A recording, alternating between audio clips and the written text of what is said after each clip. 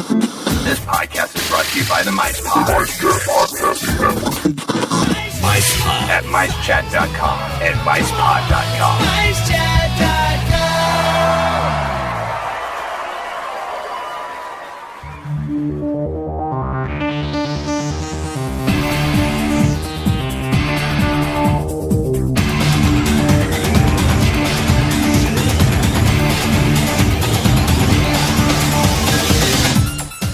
Greetings, Universal Orlando fans. It's time for the unofficial Universal Orlando podcast.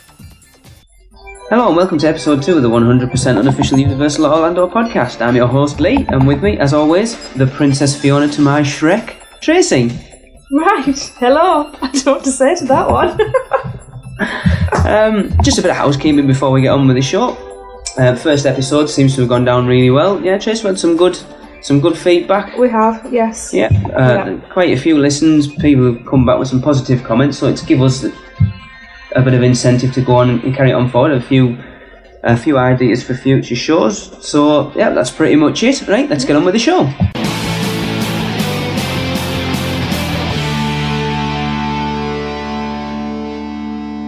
Well, we thought we'd start this show off with the news. So the first news story is Blackstone recently dropped a major bombshell on Comcast as they decided to use their buy-sell option, which means that Blackstone's requested that Comcast, the new owner of NBC Universal, buy their 50% share of the Universal Orlando Resort. It's an interesting time for this, as Comcast has recently finalised their ownership stake in NBC Universal, buying up the controlling interest from GU, still owns 49%.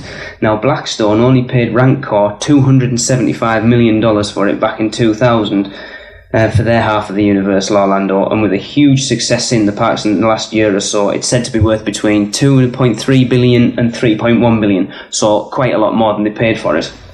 Now, while it would make sense for Comcast to pony up the cash and gain 100% control of the resort, many people have speculated that Comcast really had no interest in the parks at all anyway. Now, Comcast has until June the 12th to make up their mind, and then things get tricky. If Comcast is unwilling to buy out Blackstone, then Blackstone apparently has the right to then go out and try and sell the resort to a third party. If they can get a reasonable offer from the third party, then Comcast is required to go along with the deal. If a deal is struck, however, it would cause some serious damage to the various IP contracts Universal has in place for the theme park, lands and attractions. Now, the Harry Potter contract itself with Warner Brothers has clauses in it that say that they can cancel the Potter deal entirely if Universal were forced into selling the parks, though a new deal could be struck with a new qualified owner if they met Warner Brothers' financial and reputational tests, whatever they are. If it went this far, then Blackstone were unable to find a suitable third-party bidder after 9 months. The park's taken off the market, and Blackstone is blocked from attempting any kind of action like this for 12 months. Now, add in the Steven Spielberg consulting deal and Disney buying Marvel recently, things could get even more tricky when trying to lock down a sale of a third party. Do you think fans of the park should be worrying about losing the prized attraction? Well, yeah, we've just had this put in. Do you not feel that surely a third party, anybody that can come in to buy it, are going to want to keep their main attraction? Harry Potter is the draw in that park at the moment. Absolutely. So surely anybody who's going to want to come in and buy that is going to look at Harry Potter and do whatever they can to keep that franchise in there. Yes. Now, I've heard a lot of discussions on podcasts lately of people saying that Blackstone actually owns SeaWorld and Busch Gardens. Now, they're putting a lot of effort into Busch Gardens and SeaWorld at the moment, obviously wanting to get out of Universal. Obviously, they bought it for $275 million, right? Yeah. The parks took off since Harry Potter opened. Yeah, it's rocketed. Yeah? It's worth $2.3 to $3.1 billion. Ka-ching. They maybe don't see the longevity of Harry Potter building. They maybe see it ending up, right, done Harry Potter Land, done Wizarding World of Harry Potter, now that's it, not going to come back. The park's going to go back in the doldrums where it is. The stock's worth a fortune now. Sell it now while it's high and get out. Yeah. On to you for the second news story. Right. Well, the Hard Rock Hotel Universal Orlando's Lobby Concert Series continues this month with the Smithereens performing hits like Only a Memory, A Girl Like You, Top of the Pops, Blood and Roses, House We Used to Live In, Blues Before and After, and so on and so forth. So Velvet Sessions is Hard Rock Hotel's special rock and roll cocktail party and lobby concert, held the last Thursday of the month from January through to October. You can visit velvetsessions.com to buy your tickets and receive monthly updates on who's playing. The next one is Thursday, April 28th. That's the Smithereens, and that's at 6:30. The tickets are $29 online, $35 at the door. If you want a limited VIP ticket, it's $50 online only, and includes all the benefits of a regular Velvet Sessions ticket plus access to a special viewing area with private bar. You can purchase tickets online and receive early entry at 6 p.m. Log on to velvetsessions.com or call 407-503-2401 for more information. Included with your Velvet Session ticket, you've got free specialty drinks, finger foods and warm-up tunes from 6:30 p.m. until showtime, cash bars and live band from showtime onward, and complimentary valet parking. It is a 21 and older event. Sounds interesting. Not something we've ever done. Nope. I'll be honest, never heard of the Smithereens. I've heard of them, but I'm not familiar with the music. Obviously, like you say, we've never been, but I've heard quite a few people say it's quite a good night. Yes. You know, if adults looking for something different to do, don't necessarily need to have heard of the band. I know actually Taylor Dane was on last month. Right. So heard of them. But yeah, nice different night out for people. So there you go. Good night. Yeah, sounds like a lot of fun. Universal announced that Jimmy Neutron's Nicktoon Blast was to close its doors on April the 1st. They will immediately begin work on an all-new experience based on an amazing concept, stated Universal in a press release. The new attraction will be a natural fit for Universal Orlando and is just one of the many exciting things planned for the next couple of years. Many people have speculated that the new attraction will be based on Universal's recent hit Despicable Me, which was a huge hit in theatres during the summer of last year. Universal plans to announce more details concerning the new attraction in the future. Meanwhile, Boy Genius fans will be excited to know the attraction will reopen for limited periods during the spring and summer before closing permanently on August the 18th. Interesting one, shooting Jimmy Neutron. You were obviously quite disappointed because you quite enjoyed it, didn't you? I love Jimmy Neutron. See, we never did it till our last trip, and only because of the kids, and ended up really enjoying it. Now, Despicable Me, good fit or not? Not really, I don't think. I enjoyed it. It was a good film. See, the reason the rumours are kicking around because I know the Minions have been doing meet and greets. Yeah, the Minions are very popular with the kids. And they are cute, let's face it. You know, I can see the attraction, but I don't see Despicable Me having any kind of longevity. No, I know there is a sequel in the works, which is probably why they've stuck with it. But the problem with doing movie franchise parks like this, it's been discussed on many podcasts, is nowadays more than ever, franchises don't have longevity like they used to. No.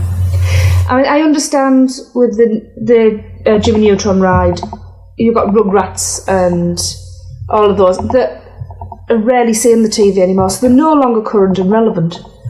Doesn't stop it being a lot of fun, though. The problem is, what do you change it for? Now, I was listening to Iron Orlando today, and the guys on there were discussing it. Mm-hmm. And it isn't interesting, because Universal, the way they are, they don't have to, like Disney, they've got their own inbuilt movies. They have their own. Yeah. Universal tend to go out and buy theirs. Harry Potter, you know, there's nothing generally they can go out and buy. So what would you look to see in there? Anything you can think of off the top of your head that you think would be a good fit? Now remember, it's the front of the park, so it's one of the first attractions you're going to come to, so it needs to be something that's going to, like obviously Shrek, people, Shrek, brilliant, on the other side. I honestly can't think of it. See, I think of Transformers, but I don't know whether it's small children, family friendly. No. And it suddenly came to me. Yeah. Perfect fit. Puss in Boots is due out soon. Yeah, but is it a bit too much Shrek overkill? Yes, and it's also virtually across the road from Shrek Theatre. In Shrek 4D, Puss in Boots doesn't appear. No. So it gives it a bit of cohesion at the front of the park. I think it could work. But they've gone with Despicable Me. Well, we don't know. That's still rumour. Yeah, it's rumoured. But it's a very strong rumour. Well, yeah, we'll see. We'll keep you updated as we find out more. Yeah. Next story is Universal has announced that Big Time Rush, said to be a hot band from the Nickelodeon label, will perform live at Universal Studios Music Plaza stage on May the 14th. I'll be honest, never heard of them. Fans at Universal Orlando will also have the exclusive opportunity to watch a never-before-seen Big Time Rush. In the episode Big Time Prom, everyone at Palm Woods is preparing for the big night, especially Kendall, James, Carlos and Logan, who are all determined to win the title of Prom King. Episode viewings will be held throughout the day at the Animal Actors on-location theatre, and admission to the live event is included in your park admission. Universal, again, live music. They like putting on live music. Yes, it seems to be their little thing. Now we've had this discussion, you have heard of Big Time Rush. Yes, but that's because I'm at home with the kids and you go to work. That's not what I'm getting. No, but yes, I've heard of them. Do All you the feel girls like them. that they're Universal's or Nickelodeon's version of the Jonas Brothers? Or are they not quite there yet? Well, compared to the Jonas Brothers, that's a big comparison. I'm not comparing them, but apparently they're platinum selling band in America. They're apparently huge. I'm aware of them, again, not familiar with who's who and the music, but I do know that the little girls, or the big girls, love them. So it's probably been, it's been a good move on their part. Get them in. Little kids, little girls going, come on, I want to go and see it. Gets people in the parks. But again, it's brilliant. It's in with your park admission, you're not paying. You walk past, think, this is alright, have a bit of a listen, grab a drink just for a bit of a chill out. If it's not your cup of tea, off you go. Exactly. It's something different from the usual circuit of the park. It just breaks it up a little bit. Yeah. So. Next story. Right, well, Universal Studios not been doing too well with smoke and fires lately, have they? No. So, Friday the 8th of April, that's Friday, we had an incident. There was smoke seen at Universal Orlando's Islands of Adventure theme park last Friday afternoon. The Orlando Fire Department responded to the Jurassic Park River Adventure attraction at about 4:15 in the afternoon. There was no reported fire, however there was a smell of smoke outside. A Universal official said the attraction was temporarily out of service, but has since reopened. Now, the spokesman had said that smoke was seen coming from a damaged fan in an area outside the River Adventure at around 4:15. He said the fan was shut off, the ride was shut down while the fire department was called to the scene as a precaution. Guests were asked to leave the immediate area, no injuries were reported, and about 5 o'clock the ride reopened. Not too bad. Which isn't too bad at all. No, it's sensible. But, it's precaution. Precaution, exactly. The next day, again, Beetlejuice review. They had to shut down the show due to smoke from a motor. Oh, I thought you meant permanently there. No. Shit. Just temporarily now. It's just a bit old. It's Beetlejuice. Again, no injuries. Same spokesman came forward and told that a show at Universal Orlando, Beetlejuice Graveyard Review, was halted on Saturday afternoon after a motor used for special effects began smoking. I'm assuming that's not cigarettes. No. So the spokesman went on to say the show was stopped 15 minutes in on the Saturday. A member of the show's technical crew noticed the backstage motor was smoking at about 4 o'clock. Again, something to do with the time. Maybe. A crew member used a fire extinguisher on the motor. The audience was asked to leave the area while the fire department was called in, again as a precaution. No injuries reported, and the review was expected to resume the next day, the Sunday. And of course, this all comes after the 2nd of January incident, Dudley Do-Right's Ripsaw Falls, which was closed for 2 months. It was only just reopened. Yeah, I think this is the problem because Universal hasn't had the money to plough into. They've spent a lot of money on Rip Ride Rockit and the Wizarding World of Harry Potter. I feel a lot of I know from when we were there in 2009, a lot of other stuff had been neglected, and I think that's the problem. They're starting to see it now. There's a few things that are maybe needing a bit of maintenance and that haven't had it over the last few years. And let's face it, all 3 of those things are getting on a bit. Absolutely. Yeah. But no real disruption, no Ripsaw Falls, but that they probably took because it went down. They might as well take the time to sort it out. Absolutely. But let's face it. I'd rather they close something as a precaution than took any risks at all. Absolutely. Jess, you got another one for us? I have. Just a quick one here. The Hulk. The Hulk has got a paint job. So if you've seen the photos on the internet lately, it would seem that the Hulk coaster Islands of Adventure has been getting some much needed TLC. It needs it. It certainly does. So the coaster's received a new paint job and looks spanking and fantastic again. I love the Hulk. I love it, but it doesn't love me. I love it. There isn't a second downtime on that ride. No. It's nice to see it getting a bit of a loving touch. But yeah, following on from that story, I heard recently a rumour, I must stress, that towards the end of this year, the Amazing Adventures Spider-Man is apparently going down for a refurb. The main reason for it is to switch the projection system out to a digital 3D, which we both said it's desperately in need of, because as far as I'm aware, Spider-Man hasn't had any refurb since it opened in 1999. But one of the rumours I heard with them switching the projection system to digital is that means they'll be able to switch the film out easily with possible seasonal overlays. Right. Now, a seasonal Spider-Man for Halloween Horror Nights would be amazing. Does that mean we'll see Spider-Man with Santa hat?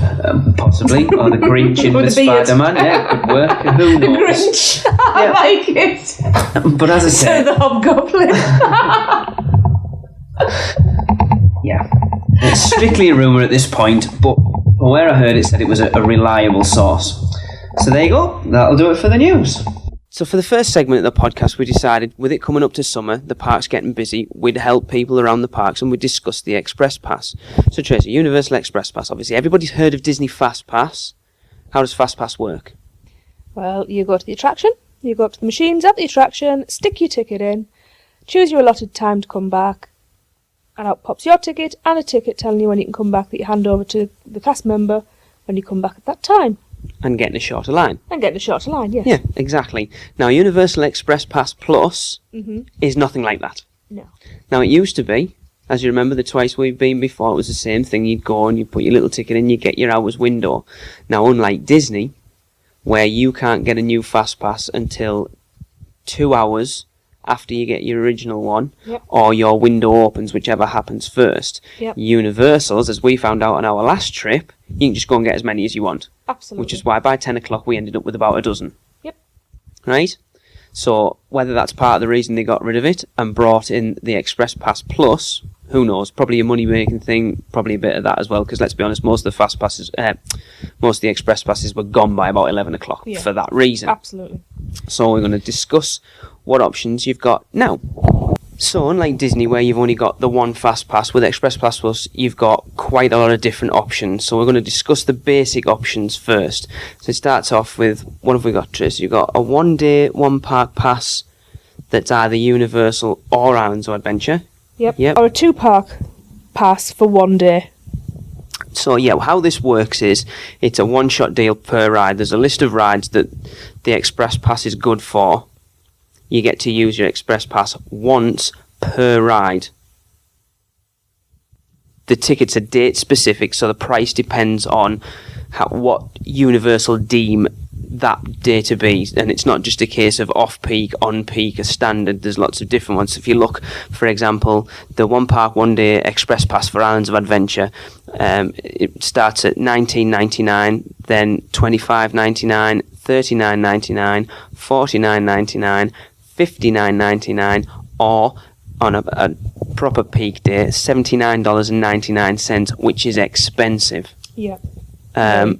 Obviously, that's because of the Wizarding World that it's more expensive, because the prices for the Universal one is... Again, $19.99, $25.99, $39.99, $49.99 and $59.99. Yeah, so as you see from those prices, Islands of Adventure has an extra one, because obviously they deem on the peak day, the Wizarding World's where it's going to hit. Yeah. Which you'll find strange when we get to later on. And this is also, just to mention, this isn't part of your admission, this is on top of your admission. Yeah, good point. Yeah. Good point, yeah. So let's say then the other options that... So that does really boost the price Absolutely, up. You know, when For you one look at it, ride it's expensive. On each of the... But as a lot of people say, if you're only hitting that park, those parks for 1 day, time is money. Yeah. You know, your 2 park pass, which is the same thing again, but obviously gives you access to the shorter queues for Universal and Islands of Adventure.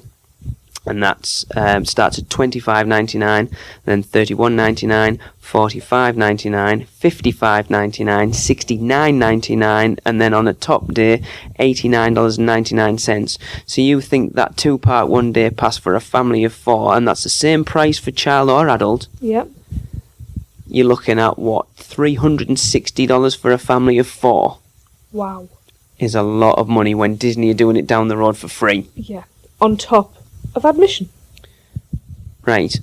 So, the list of rides that it's good for. Tracy, do you want to read the Universal ones out? Yep, we've got the Universal Horror Makeup Show, Terminator 2 3D, animal actors on location, A Day in the Park with Barney, Woody Woodpecker's Nut House Coaster, E.T. Adventure, Men in Black Alien Attack, Beetlejuice's Graveyard Review, Jaws, Twister Ride It Out, does that really need one?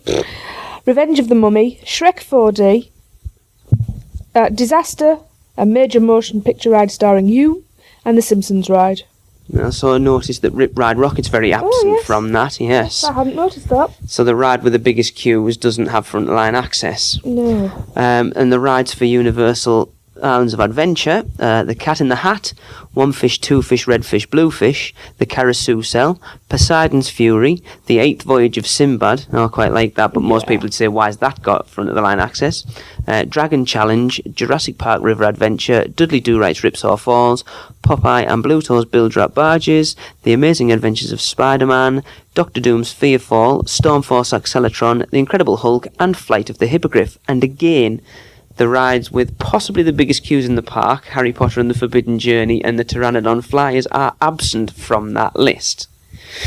Now, there's something that's just popped into my head that makes this, alright, you're paying for it, but a little bit easier than Disney. You're not having to go to a machine and put your ticket in. Oh, So I've got to wait 2 hours. Yeah, that takes all of that wasted time of going over there to the machine as well. Your ticket's there, you go at the queue, there you go, there's my express pass, let me in. Yeah. Is that worth that extra money? Well, at the end of the day, that's down to the individual to decide. Is your time worth that extra money? Now, on top of the 1 day 1 park and the 1 day 2 park, they also do the Park-to-Park VIP ticket. Which is what? It entitles 1 guest admission and unlimited Universal Express access to both Universal Studios and Islands of Adventure on any 1 day based on the amount of days purchased. And those tickets are available for how many days? 1, 2, 3, 4 or 7 days. Right, so that's slightly better. So you're paying more of a premium, but it's giving you unlimited access. Now, let's have a look at the prices for these. So if we start off with a 1 day ticket, on a non-peak day, it's $159.99 for 10 and up, or $149.99 for 3 to 9s. Steep. That's steep considering will they be able to ride everything? This is true, yes. That's only $10 less. Yep. Or for a standard day, it's $179.99 for 10 and up, and $169.99 for 3 to 9, or $199.99 for 10 and up, and $189.99 for 3 to 9. Obviously, that's peak time. Yes. So 2 park prices, Tracy, do you want to? 2 parks are $219.99 for 10 and up, or $209.99 for 3 to 9, $262.99 for 10 and up, or $249.99 for 3 to 9, and the peak one is $289.99 for 10 and up, or $279.99 for age 3 to 9. So again, it's not, you've realised that 1 day, 2 days, not double, but then you go up into 3 days, which is, for a non-peak days, $249.99 for 10 and up, and $239.99 for 3 to 9s.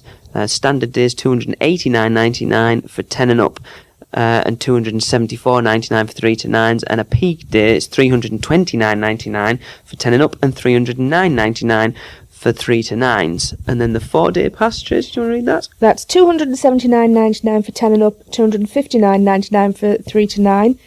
Notice we've dropped $20 there. Oh yes, Just the yeah, 10. I never noticed that. So that's the non-peak. The standard is $319.99 for 10 and up, and $299.99 for 3 to 9s, and the peak is $359.99 for 10 and ups, and $339.99 for 3 to 9 years. So then you look at the top whack ticket, the 7 day VIP Express Pass is $399. $309.99 for 10 and up. Sounded steep. And $289.99 for 3 to 9s. That's non-peak. Is that your commission? Yeah. $339.99 for 10 and up, and $319.99 for 3 to 9s on a standard day, and then a peak day is $379.99 for 10 and up, and $359.99 for 3 to 9s in a peak day. So yeah, you look, those prices seem very steep, but again, it's how much that time's worth to you. Now, between me and Tracy, we had a look at this, because we got brought to our attention something by a listener. We'll mention Craig Lucas. Thanks for helping us out on this a little bit. Now, what we looked at is a family of 4 buying two-day VIP passes in a random day in August. That's 2 adults and 2 children under 10. And we had a quick look at that, Tracy, and the price came out at $1,025.96. Sorry, $1,025.96. So $1,025.96. Cents. You did what I did. Cents, pence, you're right. Yeah. I do apologise. Yeah. $1,025.96. That's unlimited front of the line, well, not front of the line, but the Express Pass access for 2 days for 2 adults and 2 kids. Now, this is actually something that we've looked at doing on our next trip when we go back out. Bearing in mind, Universal has 3 on-site hotels, the Portofino Bay, the Hard Rock Hotel, and the Royal Pacific. Right, so we looked at pricing up one night in the Portofino Bay Hotel. A gorgeous hotel. It's not the flagship. The flagship's the Royal Pacific, but an absolutely gorgeous hotel for 2 adults and 2 kids staying one night in August. So I think you're looking at, I think it was a standard. The day I looked at was a standard day. Right.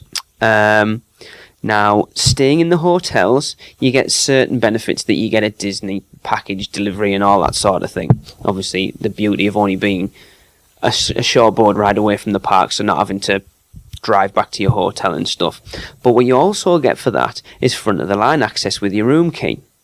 Unlimited front-of-the-line access with your room key. You also get early entry into the Wizarding World of Harry Potter. Now, as was brought to my attention by Craig, not only do you get front-of-the-line access for the day of your stay, you also get it for the day after. So when you've checked out as well, you've got it? You check in on the morning, yeah. You get front-of-the-line access, yep. Stay that night, yep. Check out the next morning, and you've got front-of-the-line access for that following day, like we did when we went to Alton Towers, yep. For that early entry thing. 2 days for one night staying at that hotel in a standard room for 2 adults and 2 children came out at what, Tracy? $324.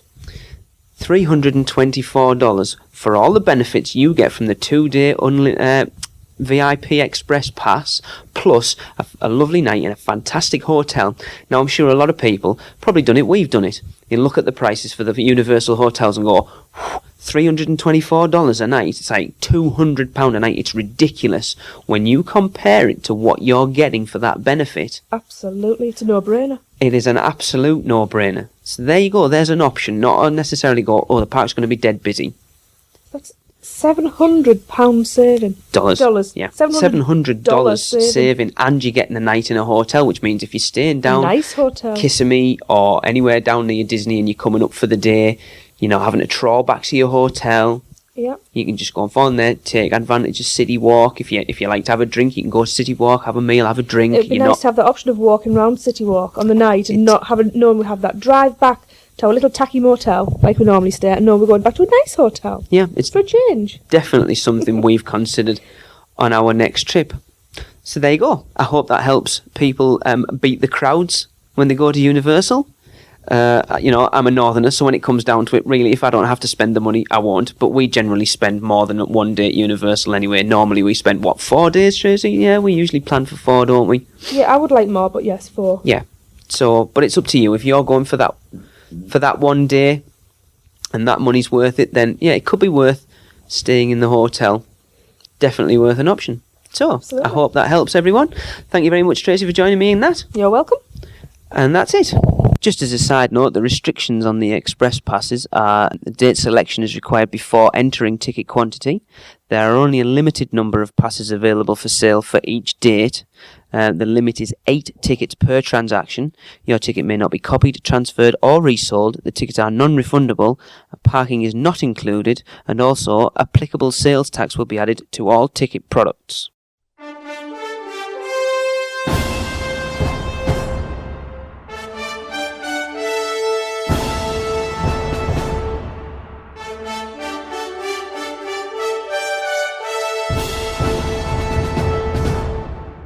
Right, that brings us to the end of our second show.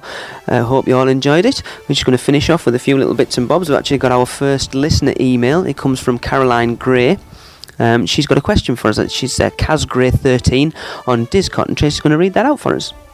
First of all, Caroline, thanks for all your support. So the question you've asked us is, do you know how easy it is to get to Universal from staying at Disney by public transport, and if so, how? Right, Karen, that's quite an awkward question, because I think the general consensus is, how easy is it to get to Universal from Disney by public transport? It's not. No. Now, you haven't said what your reason for wanting to get to Universal from Disney by public transport is. Whether it's because you're going out for a drink and you don't want to drive, because you don't drive. Because I think, to be quite honest, the general consensus that we could find is hiring a car for a day is probably the cheapest option. But we have looked into other things for you. I actually found a ticket on the internet from Dreams Unlimited Travel, and it's a one-day 2-park with round-trip transfer for Universal Studios, and it's $114.99 for an adult and $104.99 for 3 to 9. And what that gives you is your one-day ticket into Universal, but it also gives you a transfer with Mia's Transportation. Now, the transfer schedule, it states on the website that the service is available for 24 hours a day, except between the hours of 10 a.m. and 3 p.m, and the pickup time will be determined by calling Mia's Transportation at least 24 hours in advance to arrange your pickup time from your hotel. And then from Universal Orlando, pickup time with Mia's can be arranged when making your initial reservation, or by calling Mia's from the parks a minimum of 90 minutes prior to your desired pickup time. The length of transfer, obviously it varies by the hotel, but what they say is it's approximately 30 minutes each way. So yeah, that's an option there. We also looked into taxis, and we emailed Orlando Taxi for Hire, and this is the reply that we got back. Right, they said, our rate for a round trip from downtown Disney to Universal Studios is $22 per person for 1 to 5 people and $15 per person for 6 to 14 people. The rate includes everything except driver gratuity, which is normally 10 to 20% of the fare. Obviously, we said downtown Disney because you didn't actually state where you were staying, and thought it was a pretty central location of where to stay from. So yeah, that's not too bad a price really for a taxi. Your other options really are gonna make it more hassle than it's worth to get over there. You sort of, there isn't much transportation Disney. I mean, everybody knows Disney. They want to keep you on Disney property as much as possible, so they don't make it easy to get off Disney property. Obviously, the easiest way is to hire a car, and I would always recommend to anybody, as long as you drive, hire a car. But if that's not an option, then it's not, and it's fair enough. Not everybody drives, so that's it. I hope that helps. If you have any more questions, if anybody has any more questions, please feel free to get in touch with us. You can get in touch through the contact link on our Podbean page, which is unofficialuniversalorlando.podbean.com. You can also come on to discot.net and join our group on there with the Unofficial Universal Orlando podcast. You can also follow us on Facebook. We have a Facebook group now. Just search for 100% Unofficial Universal Orlando Podcast. You can also now follow us on Twitter at UUO Podcast. And that pretty much does it, hopefully. Tracy, we're going to try and organise possibly an email address this month to make it easier for people to get in touch with us. We hope you do. Any ideas what we've got planned for the next show? Oh, well, I have a new secret segment coming up that Oh. the boys aren't going to like, but the girls will probably find funny. Okay, interesting. Other than that, probably news. Oh, yeah, news. Hopefully some questions being answered. That would be good, yeah. It would be good to do a listener email show. More of the same and a bit more. Yeah. Nothing really planned as such at the moment, but Let's see what people want. Thanks for staying. Thanks for listening. Thanks for the download. I hope you enjoy it. I hope everyone stays with us. So the feedback's been really positive. And that pretty much does it for the show. So that's bye from me. And bye from me. And remember, live the adventure.